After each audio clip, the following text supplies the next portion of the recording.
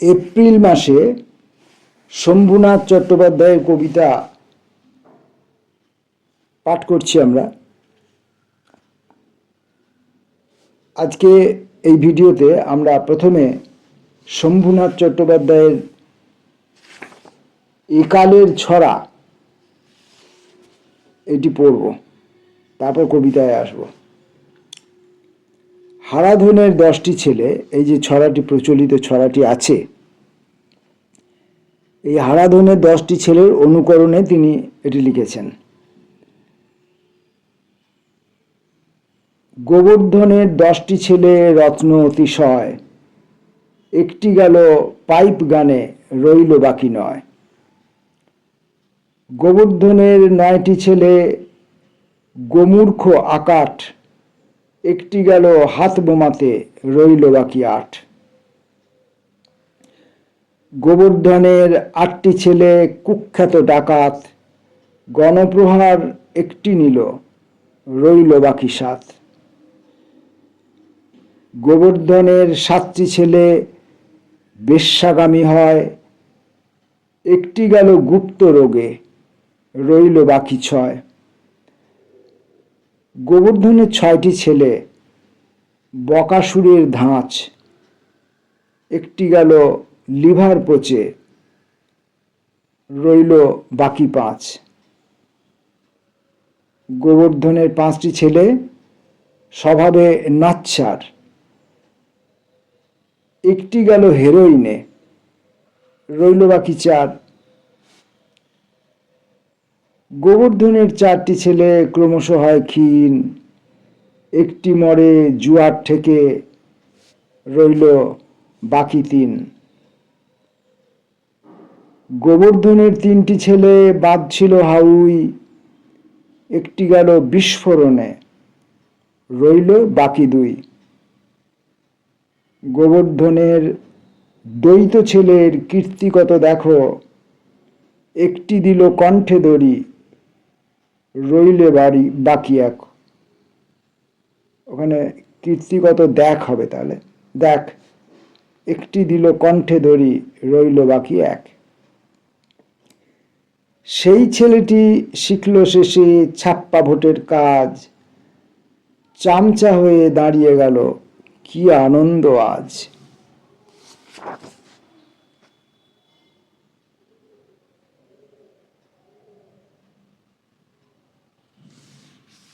এই ছিল শম্ভুনাথ চট্টোপাধ্যায়ের একালের ছড়া। কবিতায় আসছি। দিন বদল। ইচ্ছা ছিল মানুষের কাছে যাব, কিন্তু দিন বদল হয়েছে। ইদানিং প্রাণ খুলে স্পষ্ট কথা কেউ আর সহজে বলে না। সবুজ গ্রামের ছায়া কেঁপে ওঠে কংসাবতী নদী পার থেকে। হাওয়া নয়, উড়ে আসে অবিশ্বাস আর ঘৃণা প্রতিবেশী গৃহস্থের দিকে। হাটের কুকুরও জানে কারা হেঁটে যায় পথে বিরোধী মিছিলে। নিশানের রং চিনে মাঠে নেমে কিছু দূর প্রতিবাদ করে। ঘাসে রক্তপাত দেখে অশ্বত্থ গাছের পাশে আবছায়া দেখে। ইদানিং বড় বেশি সন্দেহ জেগেছে মনে, বুঝিবা এখানে এই গ্রামে আর কোনো রূপালী পূর্ণিমা চাঁদ ভালোবাসা উদয় হবে না। ইচ্ছা ছিল মানুষের কাছে যাব, কিন্তু দিন বদল হয়েছে।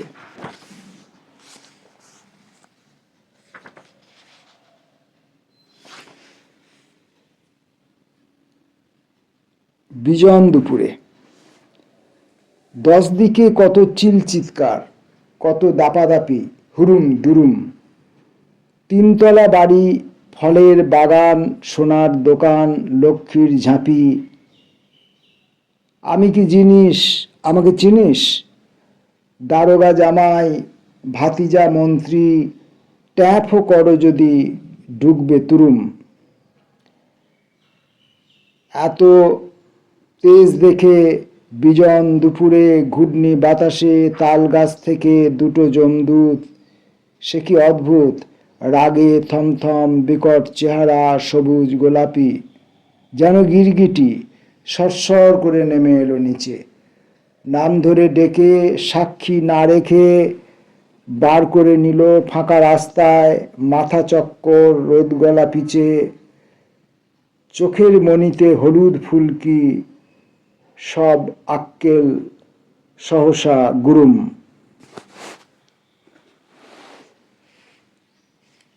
নীল শোভাযাত্রা। দুভরি স্বর্ণের দাম এত বেশি, অলঙ্কারে কম কিছু পেলে, রাত্রি উপভোগ করে প্রত্যুষেই বধূ হত্যা করা যেতে পারে। দুভরি স্বর্ণের দাম এত বেশি, অলঙ্কারে কম কিছু পেলে রাত্রি উপভোগ করে প্রত্যুষেই গৃহবধূ হত্যা করা যেতে পারে। বাহ! জলের নিয়মে জল ধুয়ে দেবে অশ্রুরেখা, কিছু বা রক্তের রাঙাচুনি, তবু উলুধ্বনি দাও, নীল শোভাযাত্রা নিয়ে এসে গেছে ছদ্মবেশী খুনি। ঘোর অন্ধকারে যেন কাপালিক, দেখেছ হাজার বাতি জেলে। স্তব্ধ হাওয়া, নড়ে না গাছের পাতা, জ্যোৎস্না নেই কোথাও সংসারে।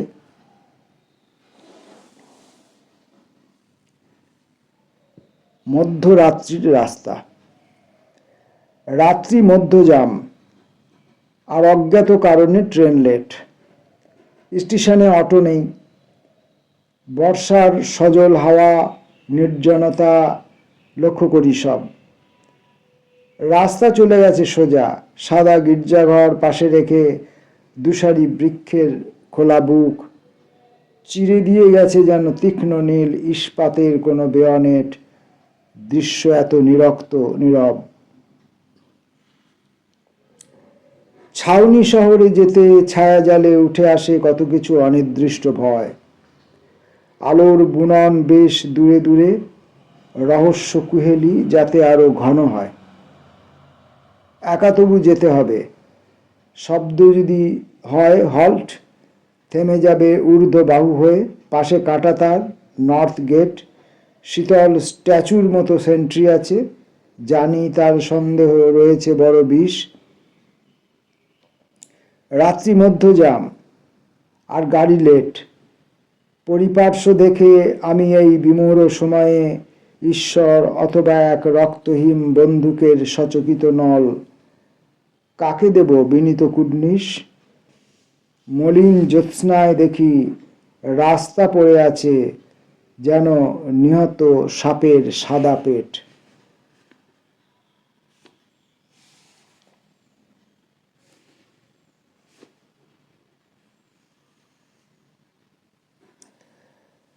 শম্ভুনাথ চট্টোপাধ্যায়ের আজকের মতো শেষ কবিতাটি। রাত্রি যখন গভীর। বুটের শব্দ শীতল রাজপথে, ভয়াল রাত্রি শহরে কারফিউ, বাইরে যেতে মানা। তবু যে অগ্নি, আকাশে রাঙা শিখা, ভীষণ দৃশ্য, ছুটেছে দমকল, সে আর কতটুকু। কালের চক্ষু দেখেছে দেশে দেশে, কত না দর্প, শাসন সুকঠিন, এভাবে চুরমার।